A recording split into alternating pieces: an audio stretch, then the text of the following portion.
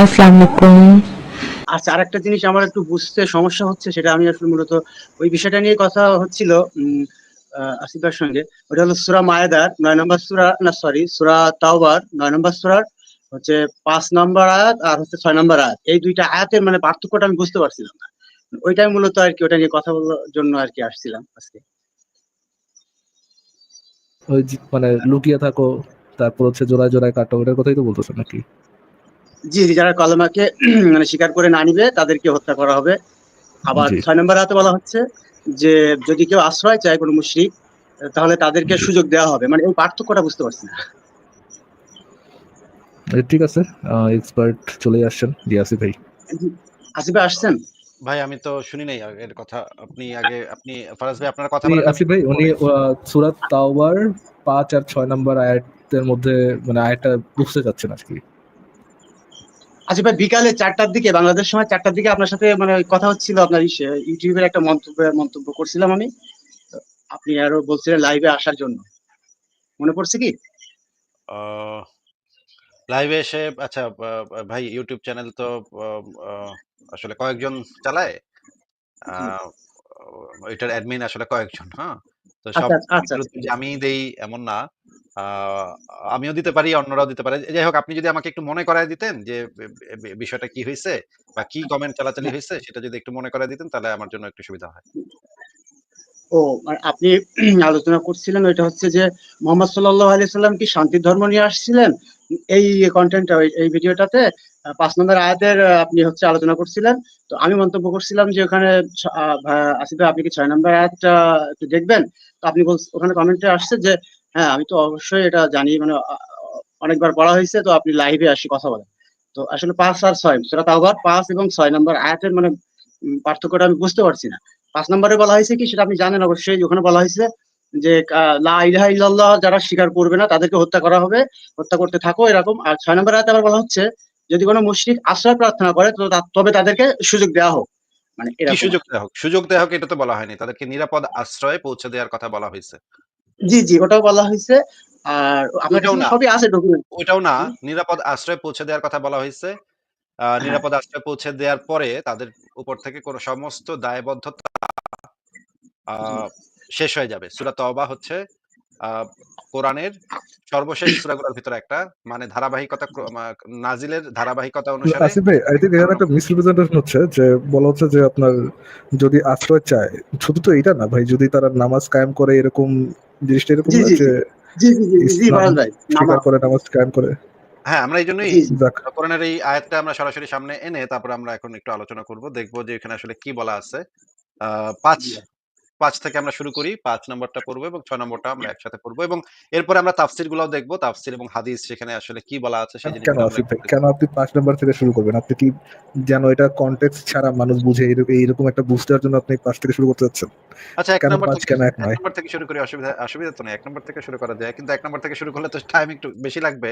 ঠিক আছে? হ্যাঁ, হ্যাঁ, আসিফ ভাই, হ্যাঁ, বলেন। ৫ নম্বর থেকে বলেন, সমস্যা নাই। মানে আমি তো আপনাদের অনেক ভিডিও দেখেছি এবং আমি আপনাদের সমমনা মানুষ কিছুটা আরকি। মানে পুরোপুরি হতে পারি না এখনো। আচ্ছা। ঠিক আছে, আমরা দেখলাম যে এইখানে যে জিনিসটা বলা হচ্ছে যে ১ নম্বরে যেটা বলা হচ্ছে যে মুশরিকদের মধ্যকার যাদের সাথে তোমরা চুক্তিবদ্ধ করেছিলে তাদের সাথে আল্লাহ রাসূলের পক্ষ থেকে সম্পর্ক ছেদের ঘোষণা দেয়া হলো। এই সূরাটা হচ্ছে কাফেরদের সাথে মুশরিকদের সাথে মুসলিমদের সম্পর্ক ছেদের ঘোষণা। আ এরপরে হচ্ছে ২ নম্বর আয়াতও পড়তে পারেন, ৩ নম্বর আয়াতও পড়তে পারেন, ৪ নম্বর আয়াতও পড়তে পারেন। ৫ নম্বরে যেটা বলা হয়েছে এতগুলা পড়তে গেলে আবার অন্য আলোচনা চলে আসবে। অন্য রেফারেন্স দেখাইতে হবে। আমি ৫ নম্বরে চলে যাচ্ছি। ৫ নম্বরে যেটা বলা আছে যে, "অতঃপর যখন নিষিদ্ধ মাসগুলো অতিবাহিত হয়ে যাবে তখন তোমরা মুশরিকদেরকে যেখানেই পাও হত্যা করো এবং তাদেরকে পাকড়াও করো, তাদেরকে অবরোধ করো। তাদের জন্য প্রতিটি ঘাঁটিতে বসে থাকো। তবে যদি তারা তওবা করে এবং সালাত কায়েম করে যাকাত দেয় তাহলে তাদের পথ ছেড়ে দাও। নিশ্চয়ই আল্লাহ বড় ক্ষমাশীল, পরম দয়ালু।" এই কথাটাই তো এখানে বলা আছে নাকি? জি, জি, জি। এটার মানে কি? আমি বলছি একটু বড় করে নেই।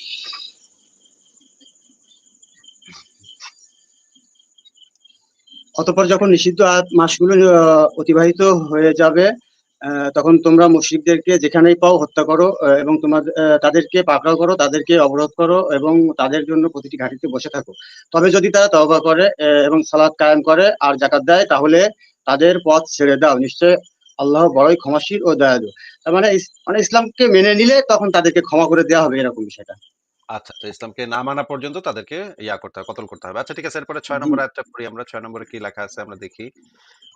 আর যদি মুশরিকদের কেউ তোমার কাছে আশ্রয় চায়, তাহলে তাকে আশ্রয় দাও, যাতে সে আল্লাহর কালাম শুনে অতঃপর তাকে পৌঁছে দাও তার নিরাপদ স্থানে। এজন্য যে তারা এমন এক কওম যারা জানে না।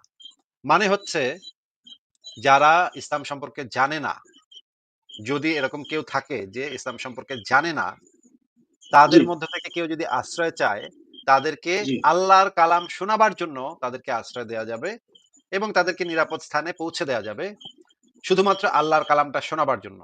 এটা কি বোঝা গেছে মানে ভাই? এখানে জি পার্থক্যটা হচ্ছে যারা জানে না তাদেরকে সুযোগটা দেওয়া হবে, এই এটাই। হ্যাঁ, এরা হচ্ছে এমন সম্প্রদায়, এমন কম যারা জানে না।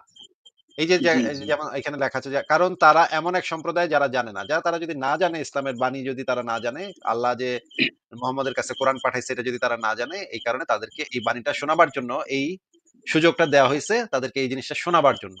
এবার আমরা জি আ আমরা একটা হাদিস পড়ি। হাদিস না, আমরা একটা পড়ি। দাঁড়ান। আচ্ছা,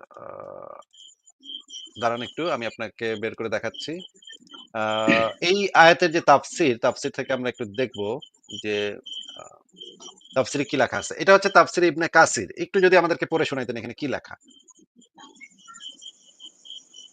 এই উপরের লাল ওখান থেকে উক্ত আয়াতাংশ দ্বারা এখান থেকে একদম শুরু থেকেও পড়তে পারেন, আপনার ইচ্ছা। একদম শুরু থেকে, হ্যাঁ।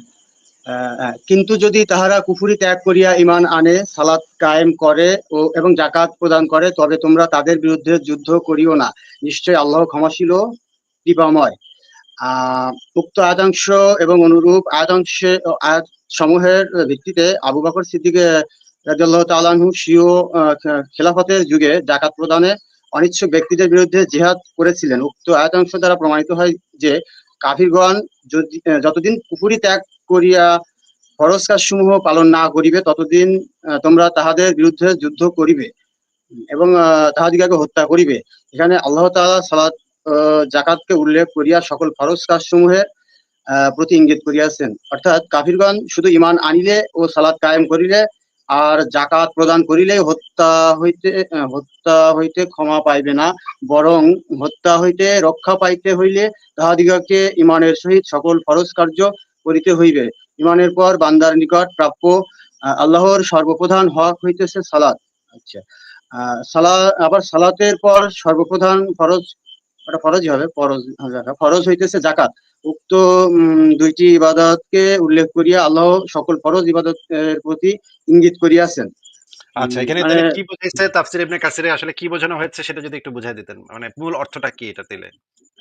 একবার পড়লে তো বলা যায় না, তারপরে চেষ্টা করছি। মানে ফরজ, আবার একটু করে যেতে হচ্ছে। যাক, আমি বুঝছি, মানে মূল বিষয়টা মানে বুঝছি আর কি, যে হ্যাঁ, মূল ফরজ বিষয়টাই কাজ। বলেন তাইলে। মূল বিষয়টাই বলেন তাইলে কি মানে বুঝছেন আরো আপনি? একবার না পড়লে তো সমস্যা হয়ে যাচ্ছে, মানে একবার পড়ছি তো দ্রুত পড়ে এসেছি এই জন্য। মানে ফরজ আচ্ছা কাজগুলি তাইলে করতে হবে শুধু ইমান, লাল ইমান আনার লাল পরে। কালিতে জি, লাল কালিতে যেই জিনিসগুলো দেয়া আছে সেগুলো পড়েন।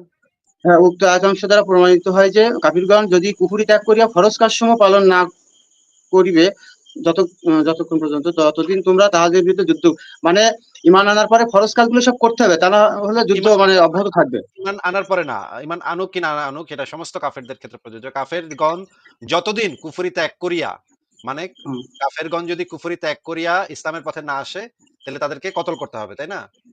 জি জি তার মানে হচ্ছে গিয়ে আপনার ইসলাম ধর্মটা হচ্ছে খুবই শান্তিময়। দেখেন ফারাজ ভাই, এখানে কিন্তু শান্তি আসলে প্রতিষ্ঠা হচ্ছে। কারণ কাফেরগণ যদি ইসলাম গ্রহণ করে তাহলে কিন্তু শান্তি পাওয়া যাবে, তাই না ফারাজ ভাই? আর যদি ইসলাম গ্রহণ না করে তাহলে তো মরেই যাবে। তাহলে তো মরার শান্তি, মরা ওইটাও তো শান্তি নাকি? শুধু সেটাই তো না আসিফ ভাই, ধরেন কাফেররা যদি ইসলাম গ্রহণ করে ফেলে তাহলে তার কোনো কনফ্লিক্টও নাই, যেটার জন্য তারা কনফ্লিক্ট করবে। তাদেরকে তো নবীর কথাই হচ্ছে কি আপনার অন্ধভাবে বিশ্বাস করতে হবে, তো সেখানে তো কোনো বিরোধিতার কোনো জায়গা নেই। তো সেখানেই তো শান্তি, জি। মানে রিজন রিজনিংটা তো খুবই ভ্যালিড রিজনিং আছে ভাই। হ্যাঁ, আমারও মনে হচ্ছে। আপনি যদি জামাত ভাই আপনি আপনি কি যদি বলেন? কাউকে মনে করেন, ধরেন আপনি ও ধরেন জি হাসিনা ভাই, কি আমি বললো যে আপনার আসিফ ভাই, আপনার বাসা তো হচ্ছে যাত্রাবাড়ি থানা না? হ্যালো। ভাই ব্যক্তিগত বিষয় নিয়ে কথা বলার তো দরকার নেই ভাই। আচ্ছা যাই হোক, আমি আপনার পাশে দীর্ঘ 14 বছর ছিলাম। আমি ওখানে পড়াশোনা করতাম। জবি থেকে অনার্স মাস্টার্স করার পরে আমার বাড়ি সাতক্ষীরাতে। আমি ওখানে এক ছিলাম। সেকেন্ড ভাই আমি ভাই ভাই ভাই একটা সেকেন্ড এক সেকেন্ড দাঁড়ান। আপনি হইছেন একটা অসভ্য দেশে জন্মাইছেন। আপনি আমি তো ভাবছিলাম আপনি কলকাতার, এই জন্য চেহারা দেখায় কথা বলতেছেন। আপনি যে এই কথাগুলো বলতেছেন চেহারা দেখায়, কালকে যে আপনার সমস্যা হবে না এটার কোনো গ্যারান্টি আছে? সমস্যা এর আগেও হয়েছে। আমি এর আগেও সমস্যার সম্মুখীন হয়েছি অনেকবার। আসলে আমি ওটা নিয়ে আর চিন্তা করছি না। করা যাক। ভাই রে ভাই, জীবনের মায়া করা শিখেন রে ভাই। মরতে তো হবে ভাই একদিন সবাইকে। সে যাই হোক, আহ, সেটা যখন যাই তো হোক ঠিক আছে। আপনি আপনার তাহলে চেহারা এখন আর আমরা দেখাবো না। কারণ আপনি অবশ্যই দেখায় ফেলছেন। কিন্তু আপনি জামান সাহেব আপনি এমন কোনো কথা বললেন না যেটাতে আপনার বিপদ হয়। আপনার উপর আক্রমণ আসে এরকম কোনো কথা বললেন না। আমি আপনাকে আরো কিছু রেফারেন্স দেখাতে পারি যে এই দলিলটা একটু পড়েন তো ভাই এই হাদিসটা। রাসূলুল্লাহ সাল্লাল্লাহু আলাইহি ওয়াসাল্লাম বলেছেন, আমি লোকদের বিরুদ্ধে যুদ্ধ করার সময় আদিষ্ট হয়েছি যতক্ষণ পর্যন্ত না তারা সাক্ষ্য দিবে যে আল্লাহ তাআলা ব্যতীত আর কোনো প্রভু নেই এবং মুহাম্মদ আল্লাহ তাআলার বান্দা ও রাসূল, তার রাসূল। এবং আমাদের কিবলামুখী হয়ে নামাজ আদায় করবে, আমাদের জবাইকৃত পশুর গোশত খাবে এবং আমাদের মতো নামাজ আদায় করবে।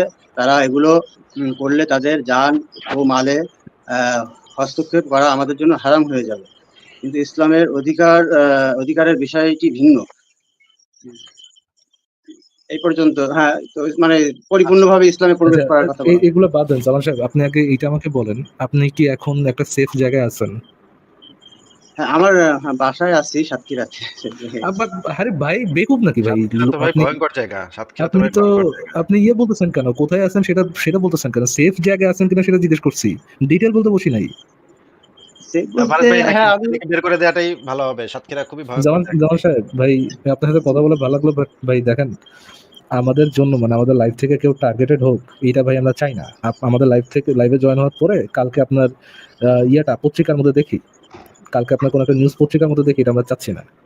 ঠিক আছে জামান সাহেব, আপনি অন্য একদিন ভিন্ন একটা নামে যুক্ত হন, ক্যামেরাটা অফ করে যুক্ত হন, আপনার সাথে পরে কথা বলা যাবে। ঠিক আছে ভাই? আচ্ছা, ঠিক আছে ভাই, যারা অসংখ্য ধন্যবাদ।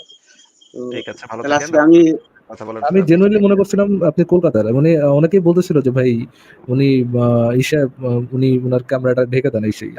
উনি যখন ক্যামেরাটা চালু রাখছিলাম তখনও দেখছিলাম যে আম, এমন জায়গা আছে দেখে মনে হচ্ছে না যে এইসব দেশের মধ্যে কেউ দেখে, আমার মনে হয়নি যে, আমি মনে হচ্ছে যে ইসে আছে মনে হয়, কলকাতায় আছে মনে হয়, এই জন্য আমি আর কি ওটা ডাকি নাই।